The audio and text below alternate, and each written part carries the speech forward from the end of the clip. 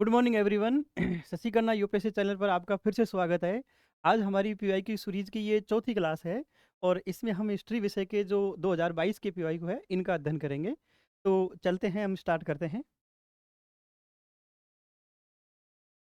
ये देखो, ये जो पीवाईक्यू है, भारत सरकार अधिनियम 1919 में प्रांतीय सरकार के कार्य आरक्षित और हस्तांतरित या अंतरित ट्रांसपोर्ट विषय के अंतर्गत बांटे गए थे। निम्नलिखित में से कौन से विषय आरक्षित विषय माने गए थे? देखो, ये 1919 के जो अधिनियम है उसकी जो खास विशेषता है कि वहां पर द्वैत शासन का प्रारंभ हुआ था। आपने जब प्लासी का बैटल ऑफ प्लासी पढ़ा होगा या बैटल ऑफ बक्सर पढ़ा होगा, तब भी वहां पर आपने जो है द्वैत शासन की एक कॉन्सेप्ट पढ़ा होगा। तो आगे ये आपका एक होमवर्क भी है, क्योंकि ये मेंस में एक क्वेश्चन आया था कि जो द्वैत शासन है वो 1919 का अधिनियम में द्वैत शासन है, और एक द्वैत शासन जो है वो प्लासी और बक्सर के बाद द्वैत शासन आया था। तो इन दोनों में क्या अंतर है और क्या समानता है, तो आप लोग उसको वहां पर या सर्च करके देखना है कि दोनों में क्या अंतर है।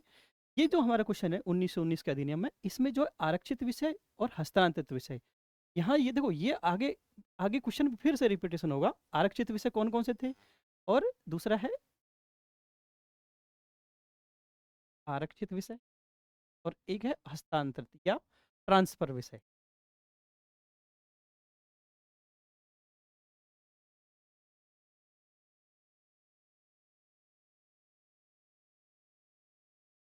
ट्रांसफर्ड और आरक्षित। देखो, याद रखने का एक सबसे आसान तरीका है कि जो आरक्षित विषय होते थे वो विषय होते थे जो बहुत ही महत्वपूर्ण विषय होते थे। तो यहाँ पर इन्होंने महत्वपूर्ण जो विषय होते थे उनको रखा, और जो थोड़े कम महत्वपूर्ण होते थे, जो कम महत्वपूर्ण होते थे, उनको इन्होंने यहाँ पर रखा। दूसरी बात यह कि जो आरक्षित विषय होते थे वो इसके अंतर्गत जो भारतीय जो मंत्री होते थे, भारतीय मंत्री, और कैसे भारतीय मंत्री, मनोनीत भारतीय मंत्री। देखो, याद रखना, आगे क्वेश्चन फिर से इसी थीम से दोबारा क्वेश्चन आएगा। भारतीय मंत्री, और वो भी कैसे भारतीय मंत्री, मनोनीत भारतीय मंत्री। मनोनीत भारतीय मंत्री वो गवर्नर जनरल के प्रति उत्तरदायी होते थे। जबकि यहाँ पर जो थे भारतीय मंत्री, ये जो भारतीय मंत्री थे वो, और कैसे भारतीय मंत्री, निर्वाचित भारतीय मंत्री, ये विधायिका के प्रति उत्तरदायी होते थे। अगर आपने इस लाइन को याद रख लिया कि आरक्षित विषय वो विषय होते थे जो मनोनीत भारतीय मंत्री गवर्नर जनरल के प्रति उत्तरदायी होते थे, और साथ में बहुत ही इंपॉर्टेंट विषय को यहाँ पर रखा गया। एवं ट्रांसफर्ड विषय वो विषय होते थे जिसके अंतर्गत निर्वाचित नहीं, निर्वाचित भारतीय मंत्री वो विधायिका के प्रति उत्तरदायी होते थे। अगर आपको ये दो कॉन्सेप्ट याद हैं तो उसके बाद में हम विषयों को आसानी से याद कर सकते हैं। जैसे यहाँ पर आपको एक टेबल बनाकर इन विषयों का अध्ययन करना है। जैसे ये देखो, आरक्षित विषय, दूसरा है हस्तांतरित विषय या ट्रांसफर्ड विषय। आरक्षित विषय वो विषय होते थे जो गवर्नर जनरल के मतलब प्रति उत्तरदायी होते थे भारतीय मंत्री, और ये मनोनीत होते थे, मनोनीत भारतीय मंत्री। दूसरा, इसके अंतर्गत जो निर्वाचित भारतीय मंत्री विधायिका के प्रति उत्तरदायी होते थे। देखो, ये बहुत ही इंपॉर्टेंट विषय होते थे। अब देखो, न्याय प्रशासन बहुत इंपॉर्टेंट था।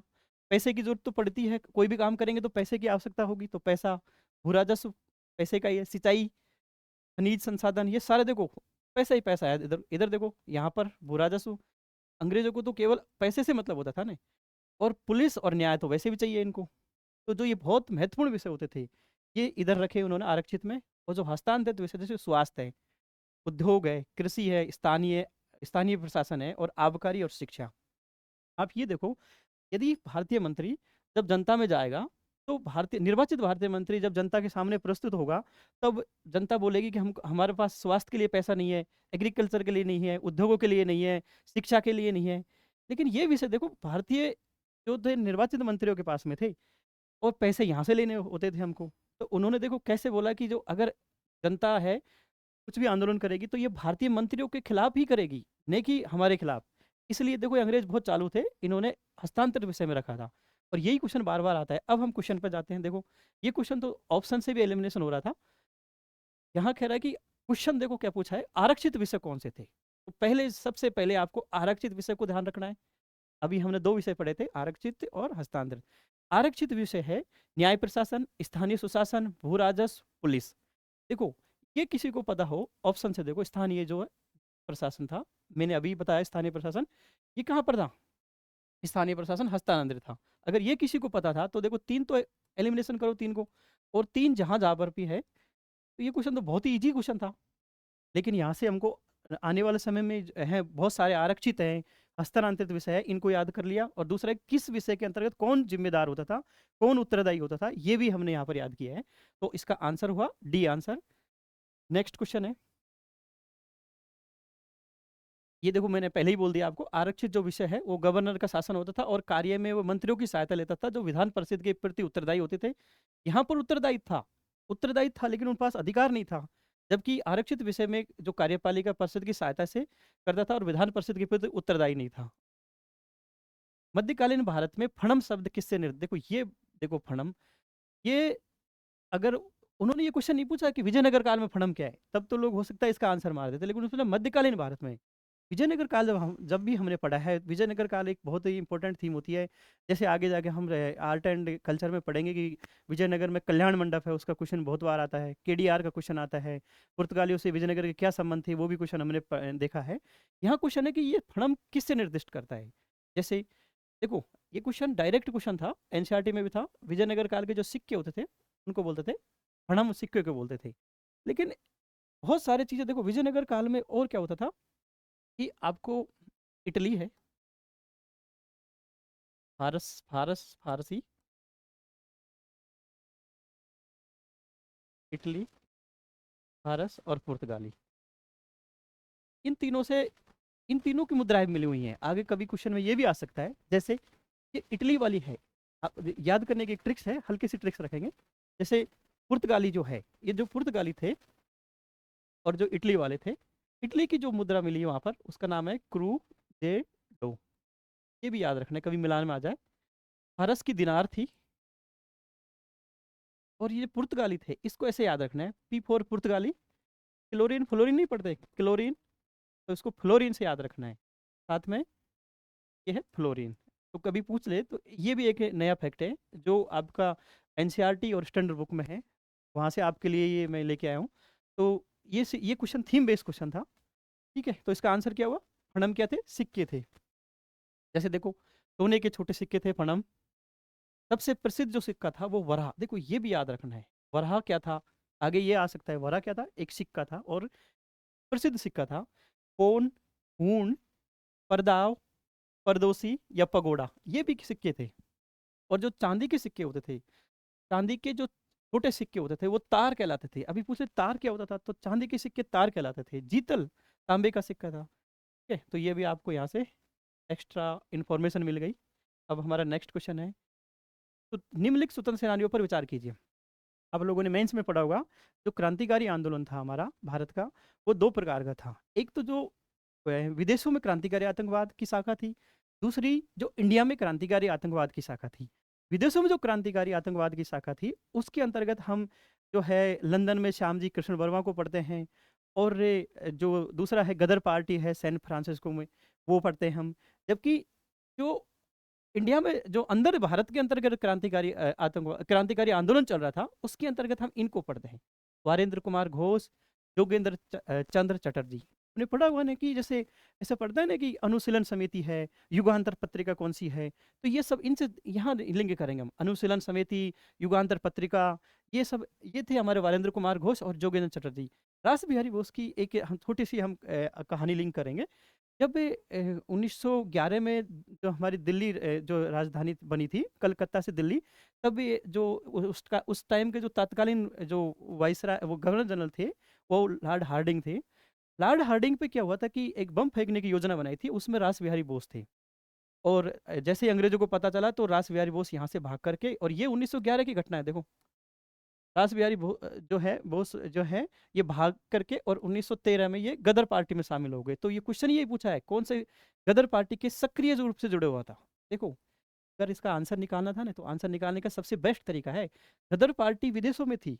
और ये जो वारेंद्र कुमार घोष है, जोगेंद्र चंद्र चटर्जी है, ये भारतीय क्रांतिकारी जो आंदोलन था उसका नेतृत्व कर रहे थे। तो ये आंसर तो हमारा देखो, अगर देखेंगे तो ये तो होगा ही नहीं, ये नहीं होगा तो एक भी नहीं होगा, देखो, दो भी नहीं होगा। अब हमारे सामने ये ऑप्शन और एक भी नहीं, इसमें एक भी है, तो इसका आंसर तो सीधा सीधा निकल रहा था, केवल तीन था।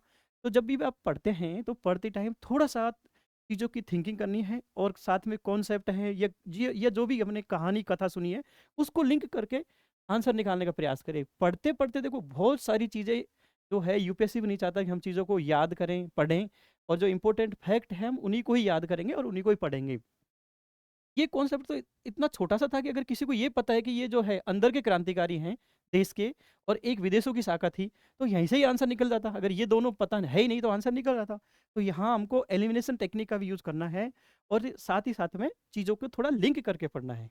जैसे नेक्स्ट क्वेश्चन ये देखो, वाक्या, रास बिहारी बोस एक क्रांतिकारी थे जिन्होंने हुकूमत, अंग्रेजी हुकूमत के विरुद्ध गदर और आज़ाद हिंद फौज के, ये देखो, जब आगे जो आज़ाद हिंद फौज है जो हमारी साउथ ईस्ट एशिया में बनी थी, वहाँ पर भी इनकी बहुत ही महत्वपूर्ण भूमिका रही है।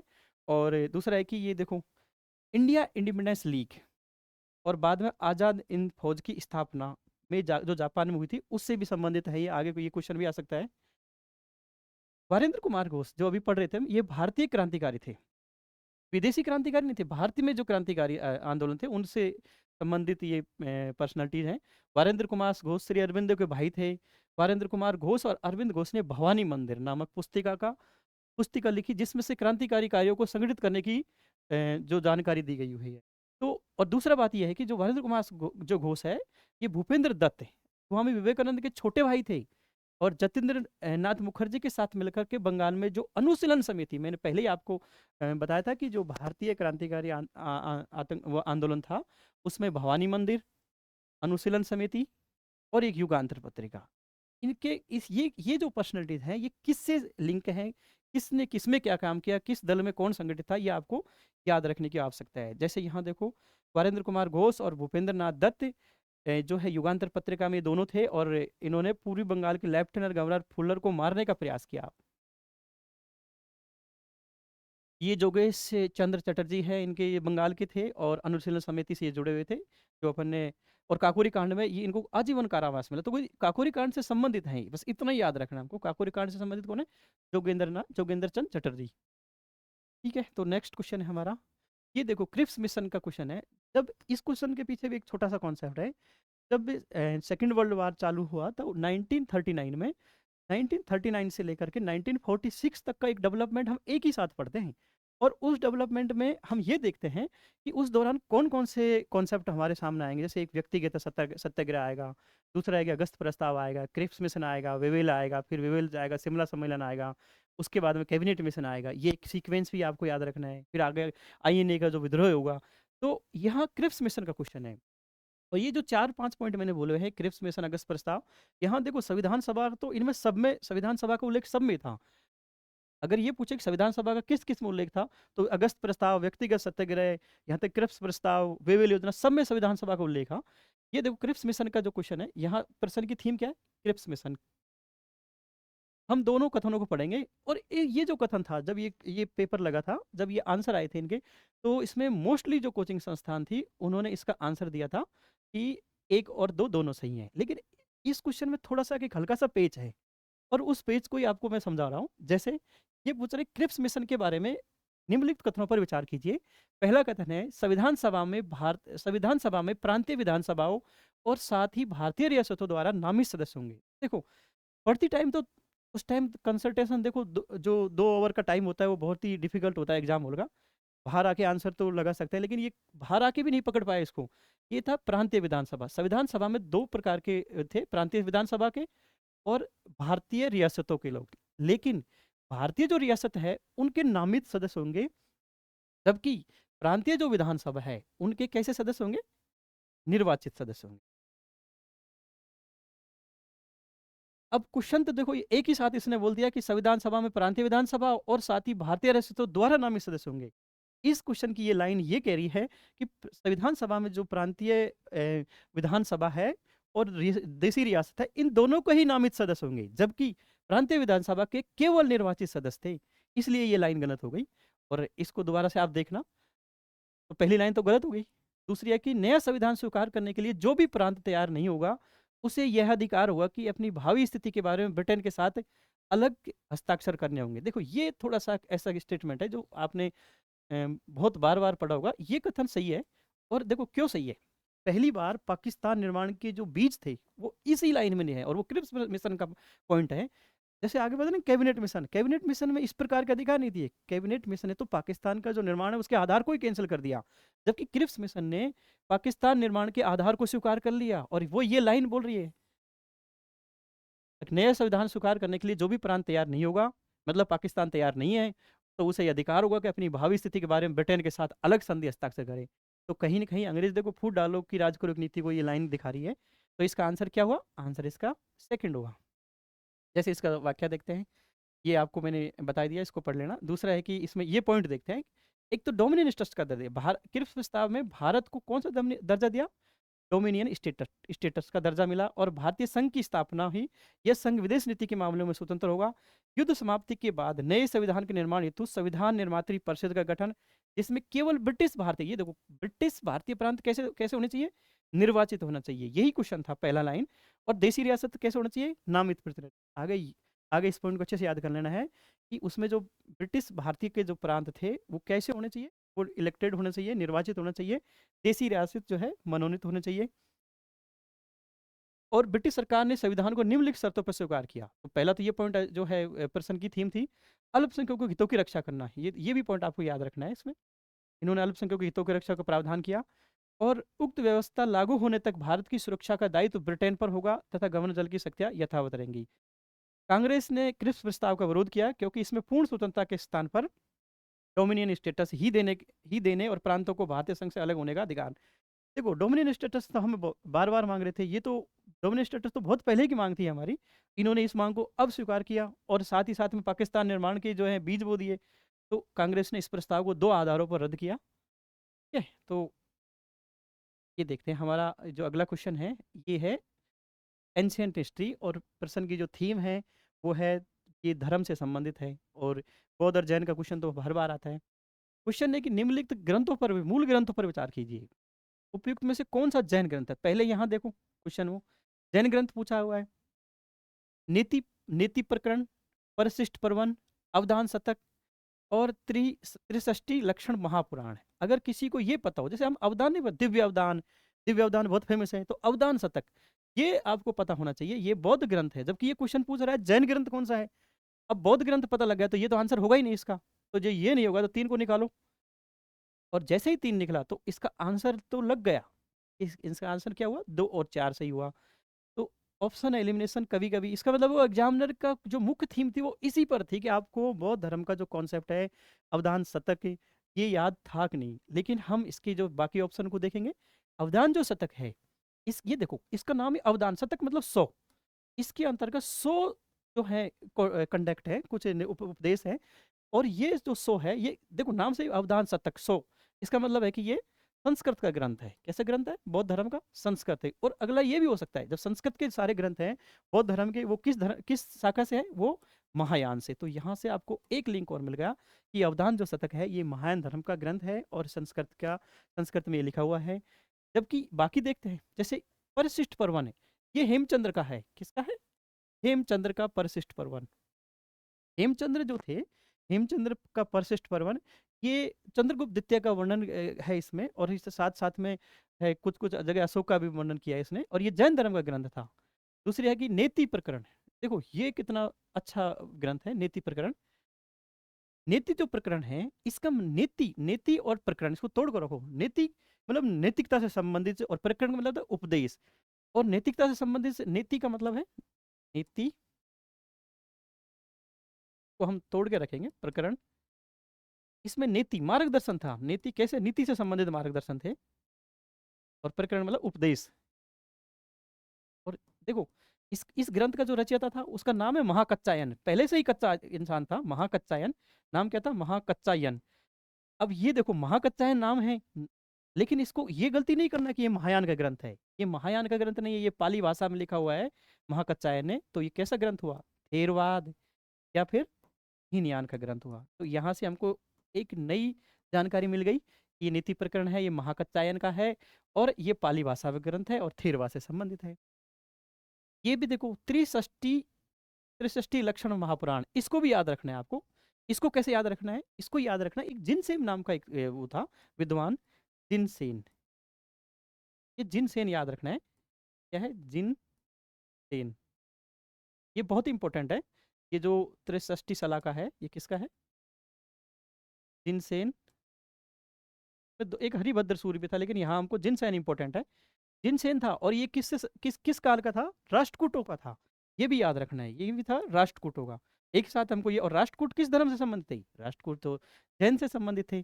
तो इसका याद रखने का तरीका होगा, जिनसेन का था ये ग्रंथ, और राष्ट्रकूटों से संबंधित था। तो हमारा आंसर निकल गया, और बाकी एक्स्ट्रा इन्फॉर्मेशन है उसको आपको अच्छे से देखना है। ये देखो, इसमें मैंने आपको ये देखा कि ये जो है आपको ये देख लेना है, किस 12 अंग 12 उपांग होते थे। और इसमें ये याद रखना है, ये ग्रंथ है, एक बार इनकी हल्की सी रीडिंग करनी है। उससे आपको एलिमिनेशन में देखो, सूत्र सूत्र ऐसा भी याद रखना, भगवती सूत्र, जहाँ सूत्र सूत्र लगे हुए हैं वो मोस्टली किसके? जैनों से संबंधित है। नेक्स्ट क्वेश्चन देखो, फिर हमारा बौद्ध और जैन का आ गया। निम्नलिखित के संदर्भ में निम्नलिखित युग्मों पर विचार कीजिए। और जैसे ही विचार आया, इतना इधर व्यक्ति हैं और ये हैं किस रूप में, लेकिन क्वेश्चन क्या पूछा है?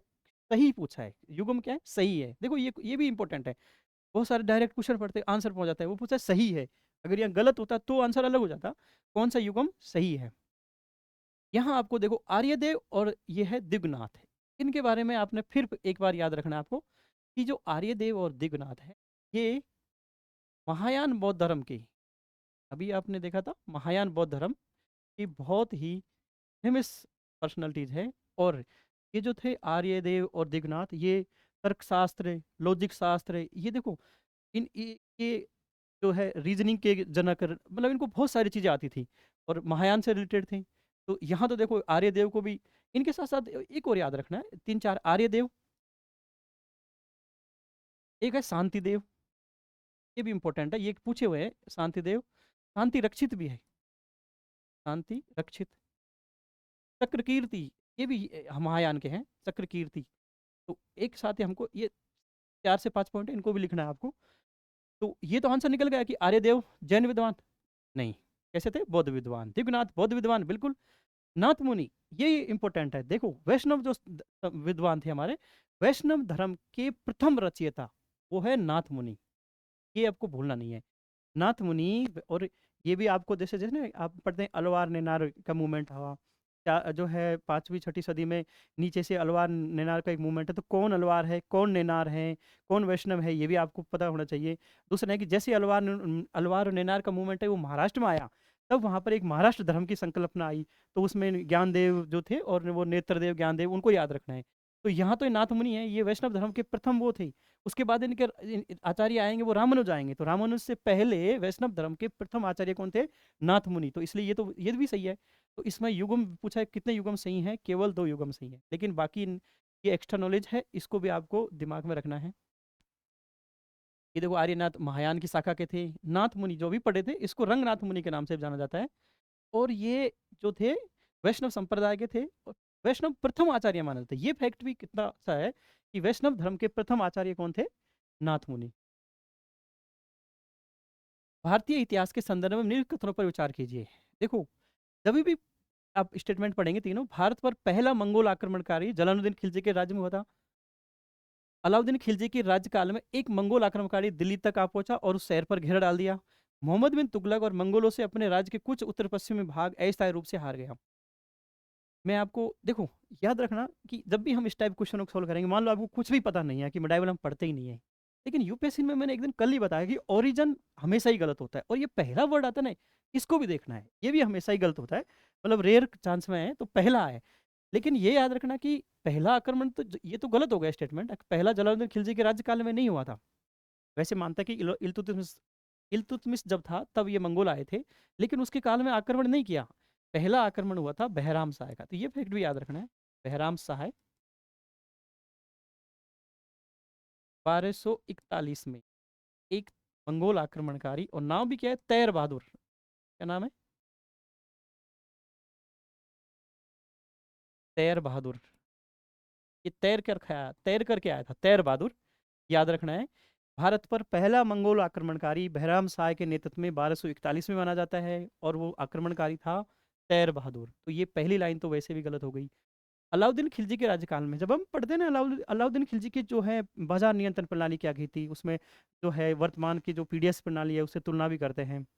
और उसके अंतर्गत हम ये भी पढ़ते हैं कि उसने एक सीरी नाम का फोर्ट बनाया था। क्या बनाया था? सीरी नाम का एक फोर्ट बनाया था, एक किला बनाया था, सीरी। और वो किला जो बनाया था वो मंगोल की सुरक्षा के लिए ही बनाया था। तो ये लाइन देखो, अलाउद्दीन खिलजी के राज्यकाल में एक मंगोल आक्रमण दिल्ली तक पहुंचा और उसने उस शहर पर घेरा डाल दिया, तो वो जो शहर था वो सीरी था। तो ये लाइन तो बिल्कुल सही है। मोहम्मद बिन तुगलक, देखो ये तीसरी लाइन कितनी वो है कि मोहम्मद बिन तुगलक है। आपने पढ़ना है कि मोहम्मद बिन तुगलक ने खुरासान अभियान किया था। इतिहास में मोहम्मद बिन तुगलक जो था वो एक बहुत ही बुद्धिमानी शासक है, लेकिन इनकी जो इम्प्लीमेंटेशन थी, इनकी जो क्रियान्वयन पक्ष था वो थोड़ा कमजोर था। लेकिन मैं अभी भी एक दिन अपने क्वेश्चन किया था कि मोहम्मद बिन तुगलक में प्रताप रुद्रदेव पढ़ा था, अभी काकतीय राजवंश का। काकतीय राजवंश के प्रताप रुद्रदेव को हराया, खुरासान अभियान को संगठित किया।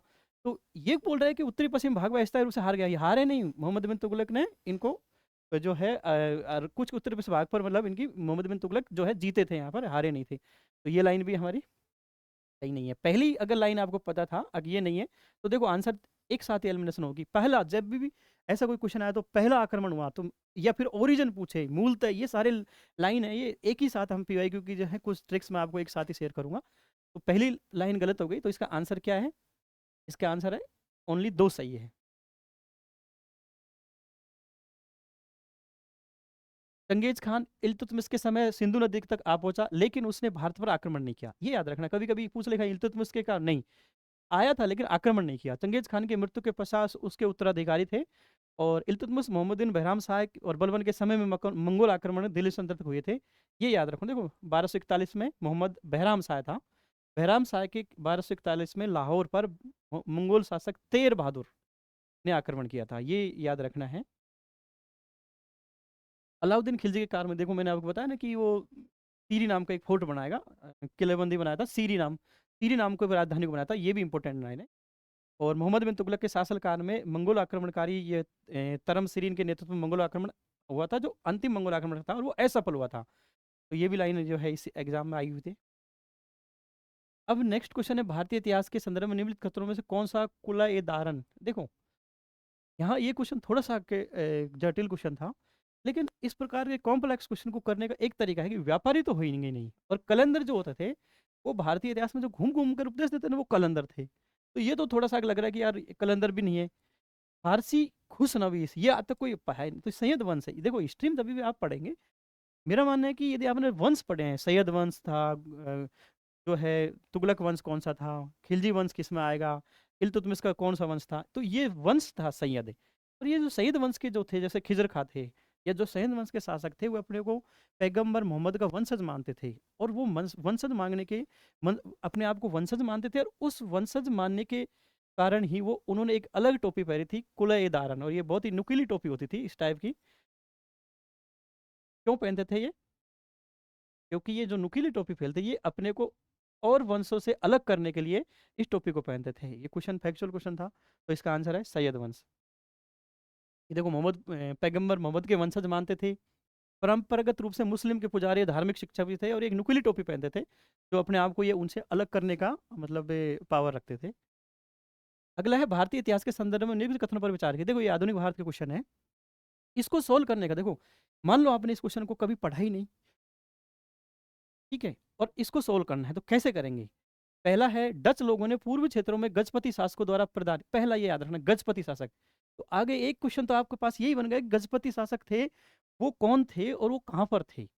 जैसे मान लो कि ये जो है आपका, ये गजपति शासक उड़ीसा और आंध्र प्रदेश में थे, और ये मोस्टली 1540 तक ही थे। उसके बाद इन्होंने जो उड़ीसा और आंध्र प्रदेश के जो गजपति शासक है, उनको बंगाल के सूबेदार ने मिला लिया, तो इनका 1540 और 50 तक इनका अस्तित्व भी समाप्त हो गया। ये क्वेश्चन पूछ रहा है कि डच लोगों ने पूर्वी क्षेत्रों में गजपति शासकों द्वारा प्रदान की गई जमीन पर अपनी फैक्ट्रियां गोदाम स्थापित किए। ध्यान से देखो एक बार, ये जो डच शासक थे, इन्होंने यहाँ पर जो पूर्वी जो एरिया है, उसमें जो मसूलीपट्टनम था, मसूलीपट्टनम, इस पर 1605 में पहली फैक्ट्री स्थापित की। अब किसी को यह पता हो कि डचों ने 1605 में पहली फैक्ट्री स्थापित की, और ये गजपति शासक थे, ये तो 1540 में ही खत्म हो चुके, तो ये कैसे पट्टा देंगे गोदामों के लिए? तो ये तो लाइन ही गलत हो गई। और आगे से याद रखना है, ये लाइन को फिर आ सकती है। अल्फांसो द अल्बुकर्क ने बीजापुर सल्तनत से गोवा को छीन लिया, ये लाइन सही है। देखो ये वही गवर्नर जनरल है अल्बुकर्क, ये गवर्नर वही है जो पुर्तगाल के जो पुरुष थे उनको भारतीय स्त्रियों से शादी करने के लिए प्रेरित किया। तो इनको वैसे भी याद रखना है आपको। अंग्रेज ईस्ट इंडिया कंपनी ने मद्रास में विजयनगर साम्राज्य के एक प्रतिनिधि से पट्टे पर ली गई जमीन के एक प्लॉट पर, ये याद, ये सही। देखो विजयनगर साम्राज्य था वो, देखो इतना बड़ा साम्राज्य था, विजयनगर का मतलब कर्नाटक ही नहीं था, पूरा इस ये एरिया विजयनगर का था। और इन्होंने मद्रास पर, ये लाइन बिल्कुल सही है। तो इसका आंसर हुआ 2 और 3। पहली लाइन यदि पता था गलत है तो इसका आंसर एलिमिनेशन से भी हो रहा था। और जब भी एग्जामिनर ने इस क्वेश्चन को सेट किया होगा तो इसका आधार ही यही था कि आपको ये लाइन पता होना चाहिए। और ये लाइन कैसे पता होगा? पहली डच फैक्ट्री 1605 में मछलीपट्टनम आई थी, मछलीपट्टनम आई थी। और गजपति शासक थे उड़ीसा के, ये जो शासक थे उड़ीसा के, आंध्र प्रदेश के, ये बंगाल ने 1550 में मिला लिए थे, तो ये पट्टा कैसे देंगे? तो थोड़ा सा क्वेश्चन उन्होंने बनाया तो देख के बनाया और अच्छा क्वेश्चन था। ये देखो, गजपति राजवंश मध्यकालीन भारत के एक हिंदू राजवंश था जिसका उदय कलिंग वर्तमान क्षेत्र और आंध्र प्रदेश के उड़ीसा के समुद्र तट में हुआ था। ये भी याद रखना है कि ये जो थे कपिलेंद्र देव ने इस राजवंश की स्थापना की। किस राजवंश की? गजपति शासकों का जो संस्थापक था वो कौन सा था? कपिलेंद्र देव था। और 1434 से 1541 तक ये प्रभावी रहा। 1541 में जो है भोई वंश ने गजपति वंश का अंत किया और अंत में 1592 में बिहार के सूबेदार मान सिंह ने उड़ीसा को विजित कर उसे मुगल साम्राज्य में मिला लिया। अंत में जो बंगाल के जो सूबेदार था उन्होंने भी इसको मिला लिया अपने में। और डचों ने 1605 में अपनी प्रथम फैक्ट्री स्थापित की। तो देखो ये हमको अदर जो है नॉलेज भी मिल गई। विजयनगर के जो वेंकटदित्य की पत्नी, इसको भी थोड़ा याद रखना है, ये भी फैक्ट अच्छा है। वेंकटदित्य, विजयनगर के जो वेंकटदित्य की पत्नी थी महारानी इरवी ने पिलिया कावेरी, पिलिया ये पुलिकट झील को नाम है पिलिया, ये याद रखना है। पुलिकट झील को पहले प्रलय कावेरी या कहीं कहीं प्रिलिया भी बोलते हैं के नाम से जाना जाता था, पर शासन किया। और 1608 में उनके शासन के दौरान डच ईस्ट इंडिया कंपनी को एक किला बनाने और व्यापार करने की अनुमति दी। तो अभी तो आपने उसने नाम ही नहीं पूछा शासक का, अगर कभी पूछ ले तो इसको भी याद रखना है कि वेंकटदित्य की जो पत्नी थी महारानी इरवी ने प्रलय कावेरी के नाम से जाना जाता है, उस पर शासन करने का जो है राइट दिया था। पुर्तगालियों ने 1503 ईस्वी में कोचीन में अपनी पहली व्यापारिक फैक्ट्री स्थापित की थी। और फ्रांसिस की डालमोडा से, ये आपको पहले पता है, ये याद रखना। इसमें एक ब्लू वाटर पॉलिसी, ये बहुत इंपॉर्टेंट है, ब्लू वाटर पॉलिसी अपनाई थी। और वो गवर्नर कौन था? इसमें है अल्मीडा। अल्मीडा का संबंध याद रखना किससे? ब्लू वाटर पॉलिसी से। ये पढ़ेंगे आगे क्या होती है ब्लू वाटर पॉलिसी। और ये तो आइए पुर्तगालियों को आपने पहले पढ़ लिया होगा, अनानास, लाल मिर्च, प्रिंटिंग प्रेस, गोथिक शैली, ये इंपॉर्टेंट है। गोथिक शैली की शुरुआत किसने की थी? गोथिक शैली किसने समझा है? पुर्तगालियों से। कुटिल्य के अर्थशास्त्र के अनुसार निम्नलिखित में से कौन सा कथन सही है? देखो तीनों कथनों को ध्यान से पढ़ेंगे और कोशिश करेंगे आंसर निकल जाए। न्यायिक दंड के परिणाम स्वरूप कोई भी व्यक्ति दास हो सकता था। स्त्री दास अपने मालिक के संसर्ग से पुत्र जनन पर कानूनी तौर पर मुक्त हो जाती थी। यदि स्त्री दास का मालिक उस स्त्री से पैदा हुए पुत्र का पिता हो तो उस पुत्र को मालिक का पुत्र होने का कानूनी हक है। देखो कौटिल्य के अर्थशास्त्र में जो है दासों का वर्णन हुआ है, उसी प्रकार के हम नारद स्मृति में भी बनेंगे, विज्ञानेश्वर स्मृति या दासों का चर्चा है वो एनसीईआरटी में भी है। तो लेकिन यहाँ देखो इसने थोड़ा कॉन्सेप्चुअल क्वेश्चन पूछा है। ये लाइन को जैसे पढ़ते हैं कि न्यायिक दंड के परिणाम स्वरूप, मान लो किसी ने कोई अपराध किया और वहाँ वो न्यायालय में पहुंच गया।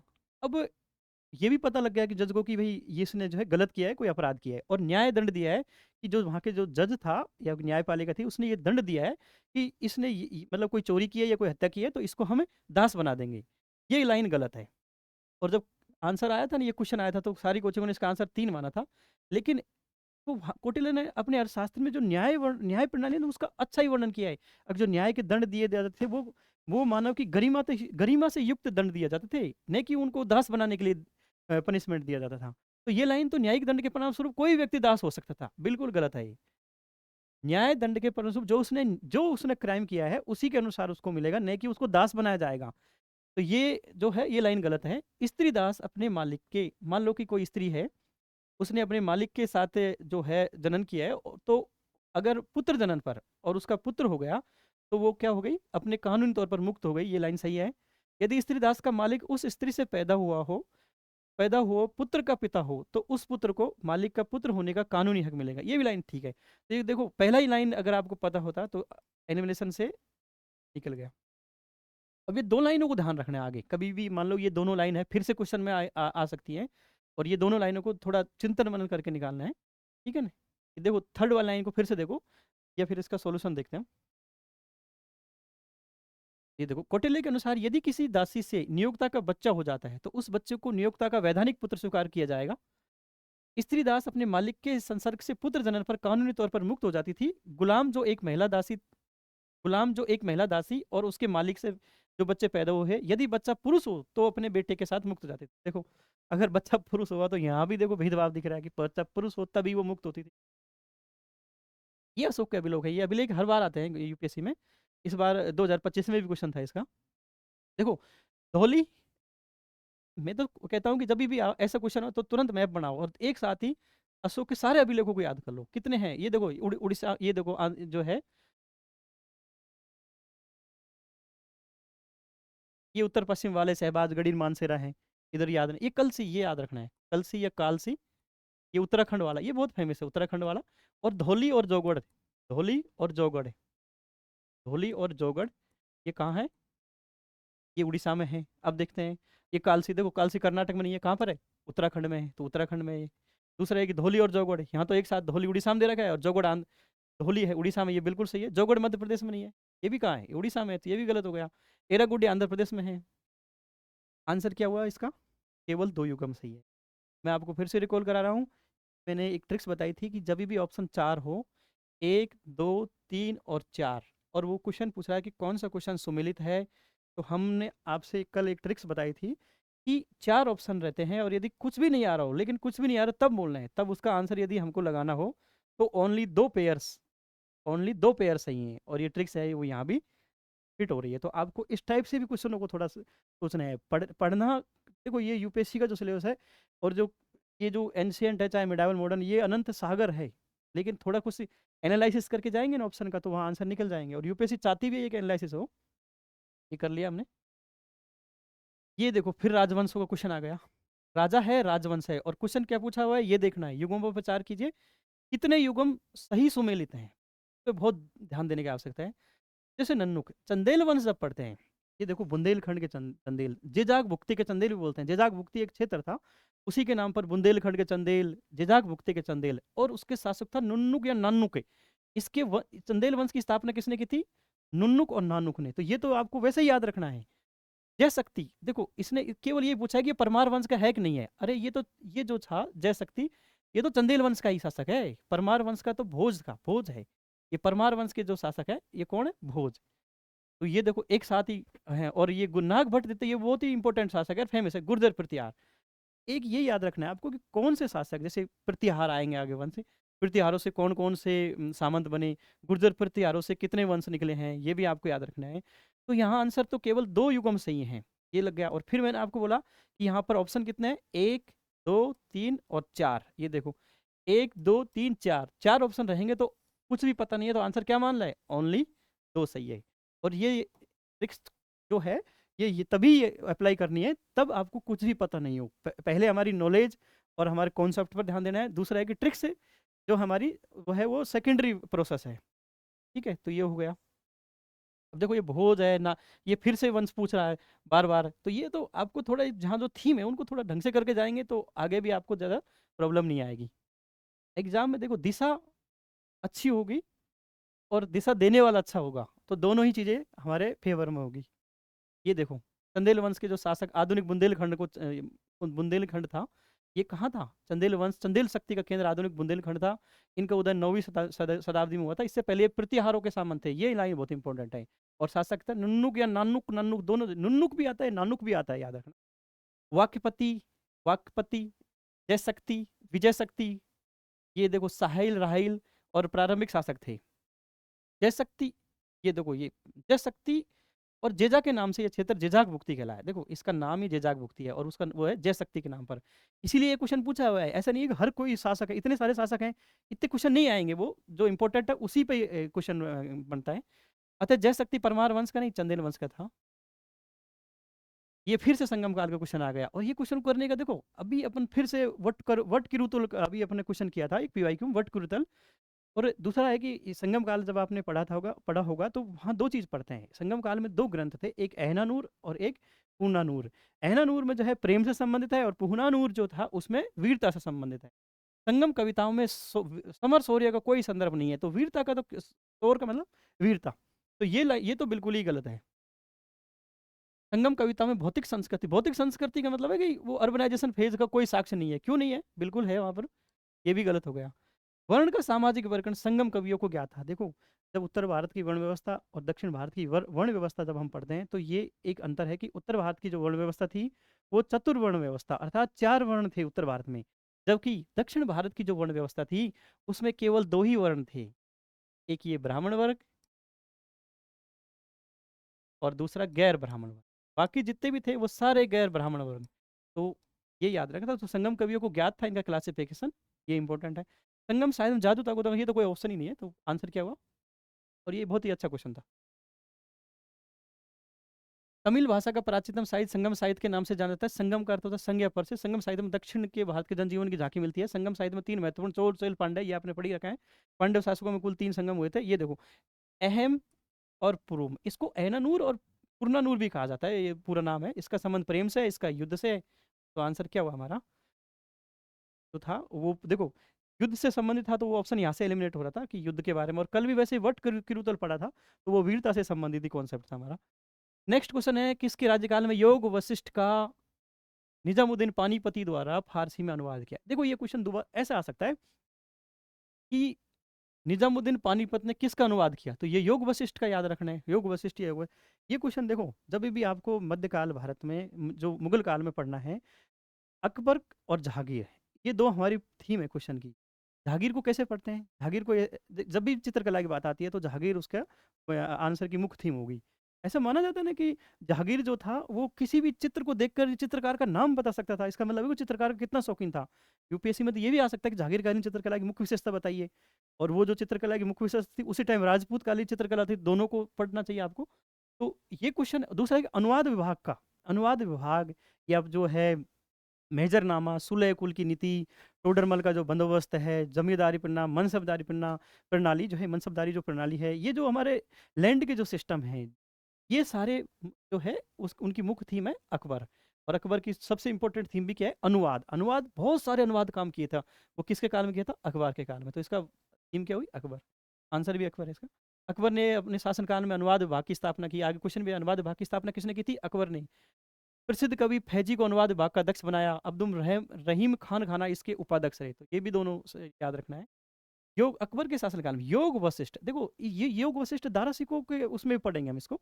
योग वशिष्ठ का फारसी में अनुवाद निजामुद्दीन पानीपति द्वारा किया गया था। ये पानीपति भी याद रखना है आपको, आगे से ये भी क्वेश्चन पूछ सकता है, निजामुद्दीन पानीपति ने किसका अनुवाद किया था? तो ये है योग वशिष्ठ का। और ये जहांगीर को भेंट की थी। अकबर ने महाभारत का अनुवाद रजमानामा से करवाया था। यह अनुवाद बदायूं और नकीब खान के द्वारा किया गया। ये भी आपको एक फैक्ट है, वो अच्छे से याद रखना है। नेक्स्ट क्वेश्चन है, हाल ही में हैदराबाद में भारत के प्रधानमंत्री द्वारा रामानुज की शासन आसन मुद्रा में विश्व की दूसरी सबसे ऊंची मूर्ति का उद्घाटन किया गया। निम्नलिखित कथनों में कौन सा एक रामानुज की शिक्षाओं को सही? देखो, ये क्वेश्चन को जैसे ही पढ़ते हैं इसमें इंपॉर्टेंट क्या है, रामानुज की शिक्षा क्या है। आप लोगों ने पढ़ा होगा, तभी भी हम शंकराचार्य पढ़ते हैं। शंकराचार्य और रामानुज, इन दोनों में पढ़ते हैं रामा। जैसे शंकराचार्य का को जो दर्शन था उसका नाम था अद्वैतवाद, अद्वैतवाद। रामानुज को जो दर्शन था उसका नाम था विशिष्ट द्वैतवाद, विशिष्टा द्वैतवाद। देखो कैसे याद रखना है। रामानुज जो थे, शंकराचार्य थे, वो अद्वैतवादी दर्शन के प्रतिपादक थे। अद्वैत का मतलब होता है कि वो निर्गुण ब्रह्म की संकल्पना को मानते थे, ये सगुण की मानते थे। और ये जो राम शंकराचार्य थे, इन्होंने क्या किया कि ज्ञान प्राप्ति, शंकराचार्य का ज्ञान प्राप्ति का माध्यम क्या था? ज्ञान ही मोक्ष प्राप्ति का माध्यम था। यहाँ पर इंपॉर्टेंट क्या था? अगर किसी को मोक्ष प्राप्त करना है तो ज्ञान के माध्यम से प्राप्त करो। अब मान लो यूपीएससी की तैयारी कर रहे हैं, तो यूपीएससी की तैयारी में इतनी सारे पढ़ना पड़ता है, तो उसको तो शंकराचार्य के अनुसार मोक्ष वैसे ही मिल गया, क्योंकि हमने बहुत सारी ज्ञान लिया किताबों से, और हम मोक्ष की प्राप्ति की ओर अग्रसर हो गए। लेकिन यदि भारत की जो है अधिकतर जनसंख्या थी वो भक्ति मूवमेंट में, वो तो ज्यादातर पढ़ी लिखी नहीं थी ना, उनको कैसे मोक्ष प्राप्ति मिलेगी? तो उसके लिए रामानुज लेके आए थे भक्ति का कॉन्सेप्ट। ये याद रखना है कि भक्ति जो है जन सामान्य को मोक्ष प्राप्ति करने का एक साधन था, और ऑप्शन पहला ही यही है, मोक्ष प्राप्ति का साधन भक्ति किसका काल था, किसका था, रामानुज का। बाकी तो और ऑप्शन है ही नहीं कोई, सब ऐसे ही ऑप्शन है, कोई काम के ही नहीं है। तो आपको ये ऑप्शन याद रखने हैं और इसका एक कॉन्सेप्ट भी याद रखना है। दूसरा है रामानुज, रामानुज वाला है, इसको तो किसके संप्रदाय रामानुज का, देखो आगे आएगा इसका। रामानुज का जो संप्रदाय था ये वैष्णव धर्म के थे, रामानुचार्य इनके श्री संप्रदाय। इसको याद रखो, कैसे याद रखना है, जय श्री राम, ऐसे याद नारे नहीं लगाता, जय श्री राम बहुत सारे लगाते हैं, मेरा उद्देश्य वो नहीं है, मैं ये बता रहा हूँ, ट्रिक्स बता रहा हूँ। श्री, यहाँ श्री है और किसका है, रामानुज का, तो श्री संप्रदाय किसका है, रामानुज का। और ये है भक्ति को दार्शनिक आधार प्रदान किया। रामानुचार्य प्रथम संत जो ज्ञान के स्थान पर भक्ति को मोक्ष का साधन बनाया। ये फिर से इंपॉर्टेंट लाइन है, श्री भाष्य नाम से ब्रह्म सूत्र पर टीका लिखी थी, और वेदांत सार, वेदांत दीप और वेदांत संग्रह की रचना किसकी है, ये रामानुज से संबंधित। दूसरी एक बात है कि एक दिन मैंने बताया था कि कुलोत्तुंग के दरबार में रामानुज का जो है वैष्णव धर्म और बाकी धर्मों के बीच में विचार विमर्श है, वो भी आपको यहाँ से याद रखना है। हाल ही में प्रधानमंत्री ने वेरावल में सोमनाथ मंदिर के निकट नए सर्किट हाउस का उद्घाटन किया। सोमनाथ मंदिर के बारे में निम्नलिखित कथन सही है, क्वेश्चन क्या है, सही है। और यहाँ भी क्या पूछ रहा है कि कूट का सही मिलान करना है। ठीक है, सोमनाथ मंदिर, अब देखो जब भी अपन कॉन्सेप्ट पढ़ते हैं तो जब भी अलबरूनी आया था, गजनी आया था, तो गजनी भारत आया था। जैसे ऐसा होता है कि प्रधानमंत्री जा रहा है या राष्ट्रपति जा रहा है तो उनके साथ भी तो पत्रकार जाते हैं, उनके साथ भी तो कुछ सोशल मीडिया जाती है। ऐसे ही उस काल में सोशल मीडिया लेखक होते ना, तो ये साथ जाते थे, उनकी यात्राओं का वर्णन करते थे। तो जब गजनी भारत में आया था, गजनी, गजनवी, ये भारत में जब आया था, इसके साथ अलबरूनी, फिरदौसी, कुतुबी, ये 3-4 लेखक आए थे। उसमें से सबसे इंपॉर्टेंट था अलबरूनी। और अलबरूनी ने जो गजनी ने जो है 16-17 बार अटैक किया था सोमनाथ मंदिर पर, ये गुजरात में है सोमनाथ मंदिर, इस पर अटैक किया था। तो अलबरूनी ने अपनी बुक में किताबुल हिंद में उसका विस्तार से वर्णन भी किया है। तो अलबरूनी ने सोमनाथ मंदिर का वर्णन किया है, बिल्कुल सही है। और सोमनाथ ज्योतिर्लिंगों से 12 ज्योतिर्लिंग है, वो आपको याद होना चाहिए, 12 कहाँ कहाँ पर है वो मैप के थ्रू आपको याद करना है।